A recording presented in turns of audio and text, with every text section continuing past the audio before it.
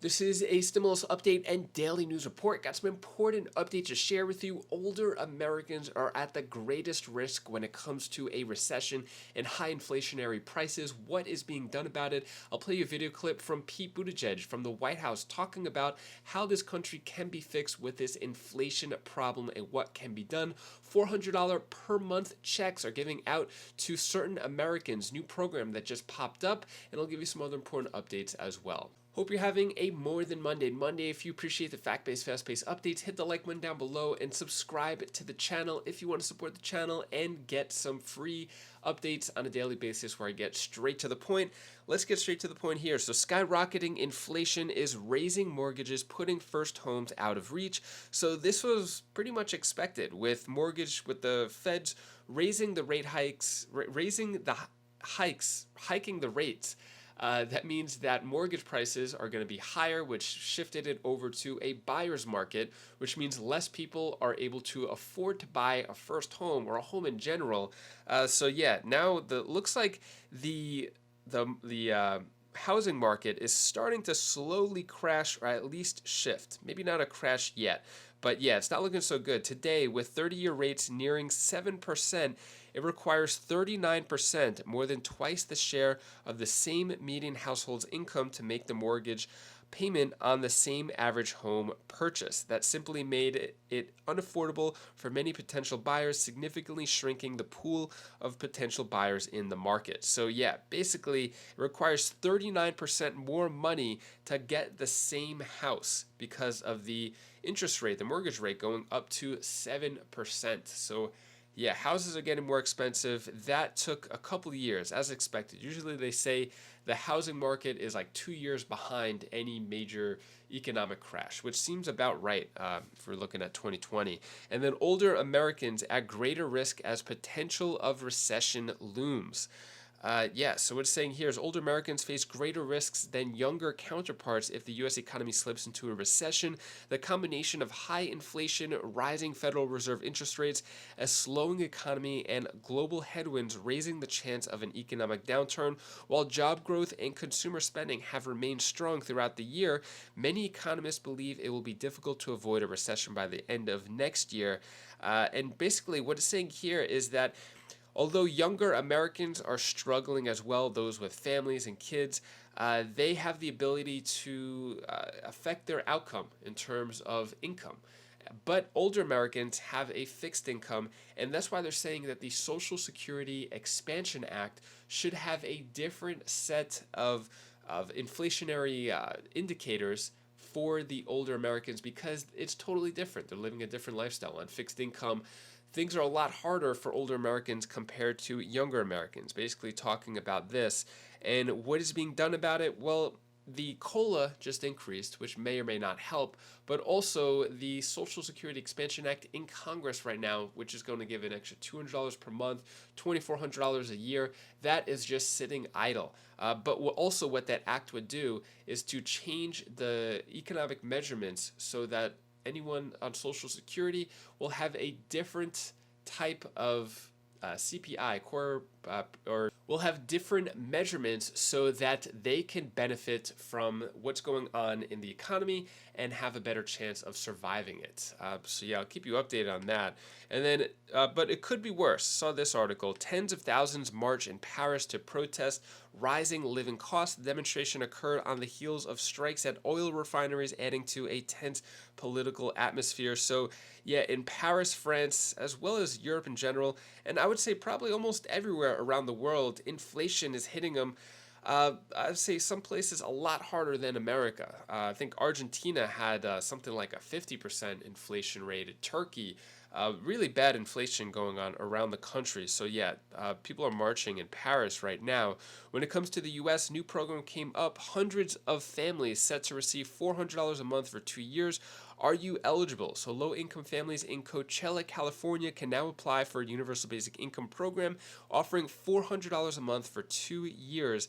The Coachella Immigrant Families Recovery Program is partnering with Mission Asset Fund to provide 140 families with cash assistance. So this will give $400 per month for 2 years, and applications will be accepted online until 5 p.m. November 11th. So if you live in that area, apply for that, see if you're eligible. And then when it comes to a recession is possible but not inevitable, according to Pete Buttigieg, as he says he touts supply chain focus. So, latest interview from Pete Buttigieg. I'll play that in a moment. But also, Pete Buttigieg ranked number 2 as a potential presidential candidate for the Democrat Party. I'm curious, what do you think about that? He comes number 2, second to current President Biden. Number 3, Kamala Harris. Number 4, Gretchen Whitmer. Number 5, Gavin Newsom. Number 6, Amy Klobuchar. 7, Bernie Sanders. 8, Elizabeth Warren. 9, Roy Cooper. And 10, AOC. So I'm really curious, Pete Buttigieg, is he presidential material? Take a look at this interview right here and also how he plans to help inflation. Let's talk about the Transportation Secretary, Pete Buttigieg. Mr. Secretary, thank you for joining us this week. We saw President Biden out there saying that he's going to be announcing more steps to take on inflation and particularly gas prices this week. What more can he do? Well, I won't get ahead of the president, but as you have seen throughout this year, he's taken a number of steps, everything from flexibility on ethanol to the release from the Strategic Oil Reserve, to try to create a little bit of breathing room for families that are paying too much at the pump. Also drawing attention to the fact that you've got a lot of corporations that are wildly profitable right now, and what seems to be a larger than usual spread between wholesale oil prices and what we're paying at the pump for gasoline. This is part of a bigger focus that the president has sustained throughout this year on fighting inflation and creating more of that breathing room for American families, which is part of why achievements like the Inflation Reduction Act, lowering the cost of health care, lowering the cost of energy for American families, it's why that's so important, and it's why we can't turn back on the progress that's been made, especially because we know there's still a long way to go. Right now, as you know, those numbers are weighing on Democrats as you head into the midterms, just about 3 weeks left before the midterm elections. How should Democrats address it? Look, I think the good policy is good politics, and we have been doing the right thing for the American people with proposals that are and achievements legislatively that are popular because they make sense. That's true of the infrastructure law, which, having been signed about a year ago, now we're actually out there making these improvements to bridges, roads, airports, things around the country that need work. And I think part of what this administration and this president were elected to do was to deliver on things like that. Same with the Inflation Reduction Act. I mean, here you have this environment where Americans are facing a lot of pressure because prices are up, and we have ways to bring prices down. On prescription drugs, letting Medicare finally negotiate, capping insulin for those on Medicare at $35 a month, that $2,000 out-of-pocket cap on prescription drugs. And remember, there are proposals in the Republican Congress right now to reverse all of that, which would mean that premiums and prescription drug costs would go up. And it is exactly the wrong time to do that. It's the wrong time to do anything that would increase costs for healthcare or anything else for the American people. We're going to focus on that, focus on the achievements that have been made in this Congress and under this president, as well as the vision for the future. You didn't mention one of the first achievements, those direct payments to American families in the wake of the pandemic, the expansion of the child tax credit. A lot of Democrats think that your candidate should be speaking more about those accomplishments from last year.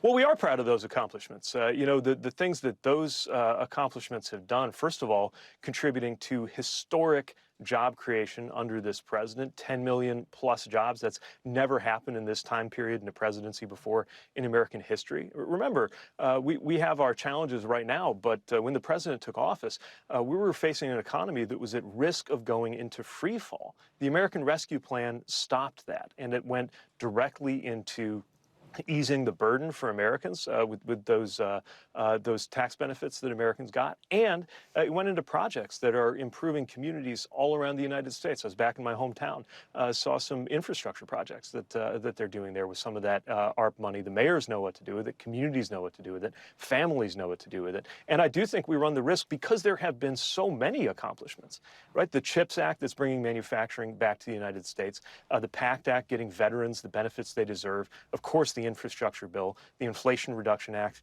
on top of that American Rescue Plan, in some ways, having achieved so much legislatively makes it hard to talk about it all at once because there are just so many accomplishments. The threat of a recession is still looming. We saw the head of J.P. Morgan, Jamie Dimon, said it's all but certain to be coming in a few months and it's going to be bad. How worried are you? Look, it's possible but not inevitable, and we're doing everything we can to strengthen the foundations of the American economy. And that means a lot on the supply side, expanding the productive capacity of this country. Part of why we do see a lot of pressure on prices is that while demand has come back, Americans have more income because Americans have jobs in this almost historically low level of unemployment. It's been hard for the supply side to keep up. That's a big part of what we're working on the infrastructure side, dealing with some of the bottlenecks that we have, dealing with some of the constraints that we have in transportation infrastructure that's needed to be upgraded for decades, which is why Washington has talked about doing something about it for decades. And under this president, it has finally gotten done. What are your thoughts there on Pete Buttigieg? Do you agree, disagree? Let me know your thoughts down in the comments below. And that is all the news that I have for you today to hopefully cheer you up a bit. Here's my daughter Bella's tip of the day. Hi guys, this is the tip of the day. Want me to tell you the one thing that you should do? You should, when you feel bad, take a couple deep breaths in and out. And also, after that, you can realize that things are better. So, bye. Thank you so much for watching. Appreciate all of your support. Hopefully you have a great rest of your Monday. Bella has swim in a little bit. And yeah, then I might do a little pickleball. We'll see if I can sneak that in. And hopefully you have a great rest of your day. If you want to check out any of my other videos on my other channels, click right up here. And I'll see you in the next video. Take care. Be safe. Thank you for watching.